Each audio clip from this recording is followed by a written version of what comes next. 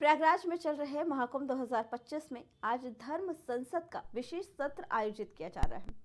इस सत्र में सनातन धर्म और संस्कृति के संरक्षण के लिए सनातन बोर्ड के गठन पर औपचारिक रूप से मुहर लगाई जाएगी।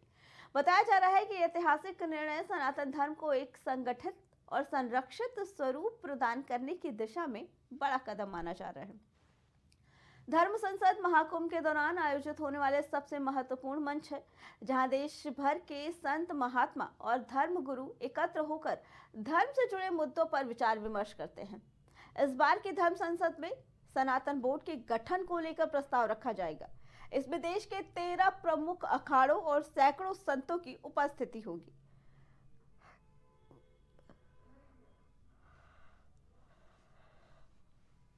बता दें कि ये धर्म संसद देवकी नंदन ठाकुर के कहने पे बुलाई जा रही है, जिसमें सरकार से सनातन बोर्ड की मांग की जाएगी। बता दें कि सनातन बोर्ड की मांग इसलिए रखी जा रही है क्योंकि संतों का ये कहना है कि जिस तरीके से मुस्लिम समुदाय के लोगों को वक्फ बोर्ड नियम लाकर ये अधिकार दिया गया है कि वो अपनी जमीनों पर अपना कब्जा मंगाए, और वक्फ बोर्ड जिन जमीनों की मांग करता है सरकार उन जमीन उन्हें वापस कर देती है, तो उसी तरीके से सनातन बोर्ड का भी जायजा लेना चाहिए, सनातन बोर्ड का भी आयोजन करना चाहिए, ये भी बोर्ड बनाना चाहिए ताकि जिस तरीके से मुस्लिम समुदाय के लोग अपने मंदिर अपने मस्जिदों के लिए जगह की मांग करते हैं, उसी तरीके से सनातन धर्म को स्थापित करने के लिए सनातन के लोग भी अपनी जमीन वापस ले सके। उनकी मांगे ये है कि जो वक्त को मांगे दी गई है वही सनातन बोर्ड को भी दी जाएगी, लेकिन साफ तौर पर यह कहना है कि इस बोर्ड के कार्यों में सरकार का कोई हस्तक्षेप नहीं रहेगा।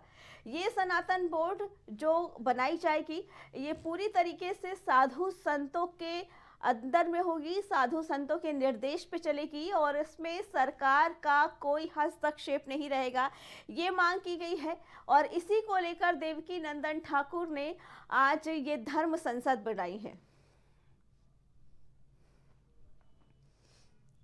बता दें कि इस धर्म संसद में मेन मुद्दा यही है कि इसमें सरकार से सनातन बोर्ड का मांग किया जाएगा। सनातन बोर्ड की मांग करने के बाद सीधे तौर पर यह कहना है कि जो सनातन बोर्ड बनाया जाएगा उसमें सरकार का हस्तक्षेप नहीं रहेगा। जो भी उस बोर्ड के नियम होंगे, उस बोर्ड की मांगे होंगी, वो उस बोर्ड के निर्देश होंगे, उस सब पे साधु संतों का ही अधिकार रहेगा और वो सनातन बोर्ड पूर्ण रूप से साधु संतों के निर्देश पर ही चलेगा, उसमें सरकार का कोई हस्तक्षेप नहीं रहेगा।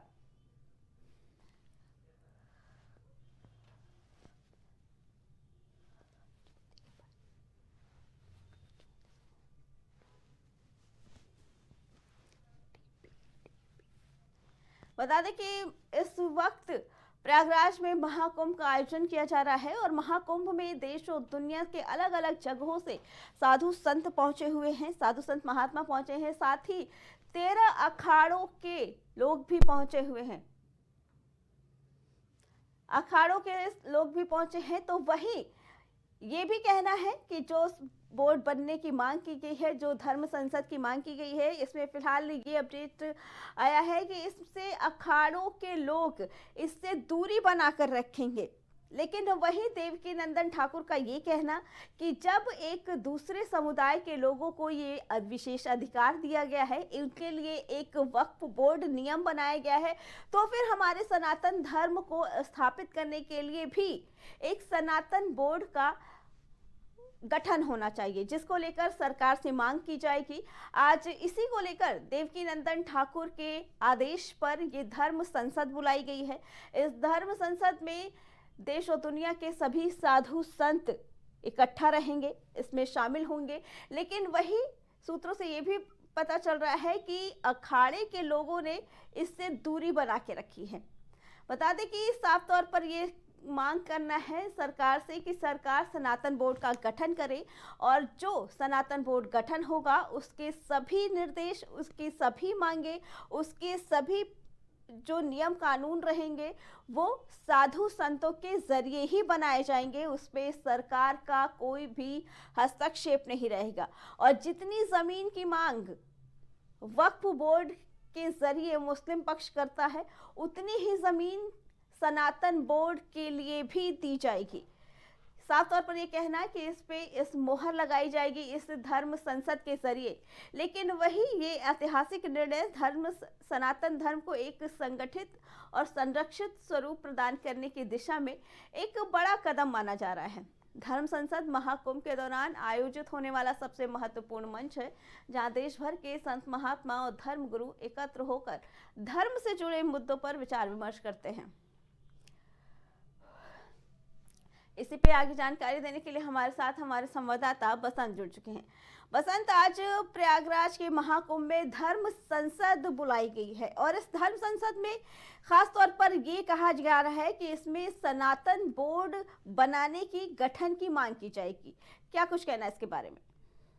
बिल्कुल, बता दूं, आज महाकुंभ में जो महाकुंभ में साधु संत हैं उनकी एक बैठक बुलाई की गई, जिसमें सनातन धर्म के धर्मगुरु आएंगे। उसमें एक सनातन धर्म को लेकर के एक वहां पर मीटिंग की जाए। जैसे वक्फ बोर्ड बना वैसे सनातन धर्म बोर्ड बने। उसमें साधु संतों की मांग रहेगी कि जो भी साधु संत है अखाड़े में या वहां पर उनकी जो जमीनें, जिसे वक्फ बोर्ड जमीनें लेता है, वैसे धर्म की उनको साधु संतों की तरफ से उसकी मांग भी की जाएगी। उसको लेकर के पहले 13 अखाड़ों के जो साधु संत वहां पर पहुंचेंगे और वहां पर मीटिंग करेंगे। उसके बाद मुख्यमंत्री को प्रस्ताव भी भेजेंगे।